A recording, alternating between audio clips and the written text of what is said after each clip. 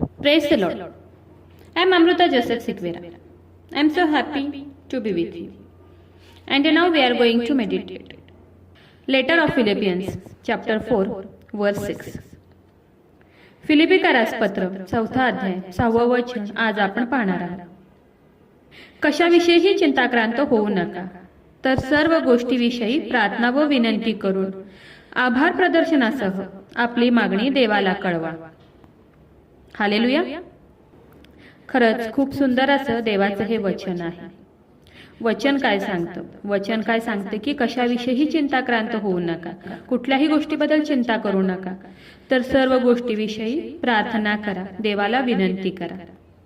खरं ज्या वेळेस आपण संकटात असतो, प्रॉब्लेम्समध्ये असतो, आणि त्यावेळेस जेव्हा आपण प्रार्थना करतो, देवाला विनंती करतो, देवाची त्या कठीण प्रसंगामध्ये स्तुती करतो, तेव्हा देव आपली प्रार्थना ऐकतो. त्यामधून देव आपल्याला बाहेर काढतो, त्यातून देव आपल्याला मार्ग दाखवतो. त्या संकटापासून देव आपल्याला राखतो, त्या संकटापासून देव आपलं संरक्षण करतो. आपण बायबलमध्ये पाहतो की प्रेषितांचे कृत्य याच्या 16व्या अध्यायात आपण पाहतो की पौल व सिला यांच्यावर खोटे आरोप करून त्यांना अधिकाऱ्यापुढे उभे करण्यात आले.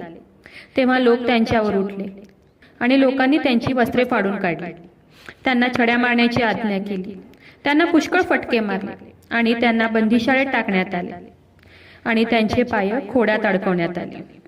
पुढे 25व्या अध्यायात आपण पाहतो की मध्यरात्रीच्या सुमारास पौल व सिला हे प्रार्थना करत असता व गाणी गाऊन देवाची स्तुती करत असता, तेव्हा एकाएकी मोठा भूमिकंप झाला. बंदीशाळेचे दरवाजे डगमगले, सर्व दरवाजे लगेच उघडले व सर्वांची बंधने तुटली. काय झाले तर बंधने तुटली. का तुटली तर पौल व सिला हे संकटात असता, बंदीशाळेत असताना, पाय खोड्यात अडकवलेले असताना, शरीरात वेदना होत असताना, त्यांना फटके मारलेले असताना, त्यांच्या शरीरावर जखमा होत्या, आणि त्या परिस्थितीत ते काय करत होते तर ते देवाची आराधना करत होते, देवाला प्रार्थना करत होते, विनंती करत होते, स्तुती करत होते. स्तुती करून गीत गाऊन देवाची स्तुती आराधना करत होते. आणि तेही कधी तर मध्यरात्रीच्या सुमारास त्या सर्व गोष्टी करत होते. म्हणजे मध्यरात्री प्रार्थना करणे, पहाटेस प्रार्थना करणे खूप गरजेचे आहे. संकटामध्ये असताना, अडचणीमध्ये असताना देवाची स्तुती करणे, गीत गाऊन त्याची स्तुती करणे खूप गरजेचे आहे. तेव्हा काय होतं तर बंधनं तुटतात. वचन काय सांगते की ते गीत गाऊन देवाची स्तुती करत असताना, प्रार्थना करत असताना अचानक त्यांची बंधने तुटली. म्हणून देवाची स्तुती करणे, गीत गाऊन त्याची स्तुती करणे, संकटात स्तुती करणे, परिस्थिती विपरीत असताना त्याची स्तुती करणे, काही मार्ग दिसत नसताना स्तुती करणे खूप गरजेचे आहे. तेव्हा देव काय करतो? तेव्हा देव ह्या सर्व गोष्टी पाहून आपल्याला त्या संकटातून बाहेर काढतो, आपल्याला त्या संकटातून मुक्त करतो, आपल्या मार्गातील सर्व अडखळण देव दूर करतो आणि आपली बंधने आपोआप तुटली जातात.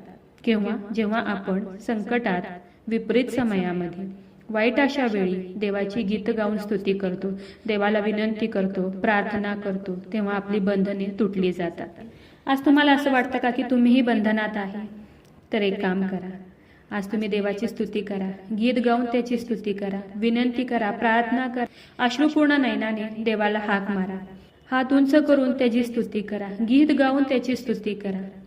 आणि विश्वास ठेवा, ज्यावेळेस तुम्ही तुमच्या विपरीत समयामध्ये, वाईट अशा प्रसंगामध्ये, संकटामध्ये, वाईट परिस्थितीमध्ये जेव्हा तुम्ही त्याची स्तुती कराल, त्याला हाक माराल, तेव्हा नक्कीच देव तुम्हाला तुमच्या प्रार्थनेचे उत्तर देईल आणि तुमची सर्व बंधने देव तोडून टाकेल. ज्याप्रमाणे पौल व सिला यांची बंधने आपोआप गळून पडली, त्याचप्रमाणे तुमची ही सर्व बंधने गळून पडतील आणि देव तुम्हाला त्या सर्व संकटातून बाहेर काढेल. म्हणून खूप विश्वासाने देवाची प्रार्थना करा, गीत गाऊन त्याची स्तुती करा. देव पौल आणि सिलाप्रमाणे तुम्हाला सुद्धा त्या संकटातून बाहेर काढेल आणि तुमची बंधने त्यांच्याप्रमाणे तुटून पडतील. तर चला देवाच्या वचनावर विश्वास ठेवूया, त्याच्या वचनाला क्लेम करूया. नक्कीच या वचनाद्वारे देव तुम्हाला खूप खूप आशीर्वादित करू. खूप जणांना देवाच्या ह्या जिवंत वचनाची गरज आहे. खूप जणांपर्यंत तुम्ही देवाचं हे जिवंत वचन शेअर करा. देव तुम्हाला खूप खूप आशीर्वादित करू. शॅल वी प्रे? हालेलुया. स्तुतीस पात्र, स्तुतीस योग्य देवा धन्यवाद देते. हात उंच करून तुझी स्तुती, तुझं गौरव करते. तुझ्या नावाला मान, महिमा, गौरव आता आणि सदा सर्व काळ असू दे ईश्वराजा. सुंदर अशा दिवसासाठी मी मनापासून तुझे आभार मानते ईश्वराजा. सुंदर असं गोड प्रॉमिस प्रभू ईश्वरा तू आज आम्हाला दिले उपकार मानते ईश्वराजा. हो ईश्वराजा, तुझं वचन सांगते की कशाविषयी चिंताक्रांत होऊ नका, तर सर्व गोष्टीसाठी प्रार्थना आणि विनंती करा. हो ईश्वराजा, खूप सुंदर असं प्रॉमिस, खूप सुंदर गोड असं वचन तू आज आम्हाला दिलं उपकार मानते ईश्वराजा. हो ईश्वराजा, जेवढे जण तुला हाक मारत आहेत, विनंती करत आहेत, प्रार्थना करत आहेत प्रभू ईश्वरा, त्या प्रत्येकासाठी विनंती करत आहे. आज तू त्यांची प्रार्थना ऐक प्रभू ईश्वरा, आणि पौल आणि सिलाप्रमाणे ईश्वराजा तू त्यांना सर्व बंधनातून मुक्त कर, त्यांची सर्व बंधने आज गळून पडू दे. माझा विश्वास आहे ईश्वराजा की तू माझी प्रार्थना ऐकलेली आहे. आग्रहाची विनंती करत आहे प्रभू ईश्वरा, जेवढ्या प्रेयर रिक्वेस्ट आले तुझ्या हातात देते. प्रत्येकाची प्रत्येक गरज नासरेत कर ईशू, तुझ्या नावात तू पूर्ण कर. आग्रहाची विनंती करत आहे प्रभू ईश्वरा, जेवढे लोक आजारी आहेत, त्रासात आहेत, संकटात आहेत, हॉस्पिटलमध्ये आहेत, व्हेंटिलेटरवर आहेत, सिरियस आहेत, ज्यांची सर्जरी झालेली आहे प्रभू ईश्वरा, ज्यांचे रिपोर्ट्स येणार आहेत प्रभू ईश्वरा, त्या प्रत्येकासाठी आग्रहाची विनंती करत आहे. तुझं स्वर्गीय सामर्थ्य तू त्यांच्याकडे पाठवून दे ईश्वराजा, आणि तू त्यांना स्पर्श कर आणि बरं कर ईश्वराजा. माझा विश्वास आहे ईश्वराजा की तू माझी प्रार्थना ऐकलेली आहे. आग्रहाची विनंती करत आहे प्रभू ईश्वरा, जेवढ्याने तुझ्याचे वचन ऐकले, तुझ्या वचनावर विश्वास ठेवलाय, तुझ्या वचनाला क्लेम करत आहे, त्या प्रार्थनेमध्ये तुला हाक मारत आहेत, ओरडत आहेत प्रभू ईश्वरा, पौल आणि सिलाप्रमाणे देव बाप्पा तुझी स्तुती करत आहेत, आराधना करत आहेत, तुला विनंती करत आहेत प्रभू ईश्वरा. त्या प्रत्येकासाठी आग्रहाची विनंती करत आहे.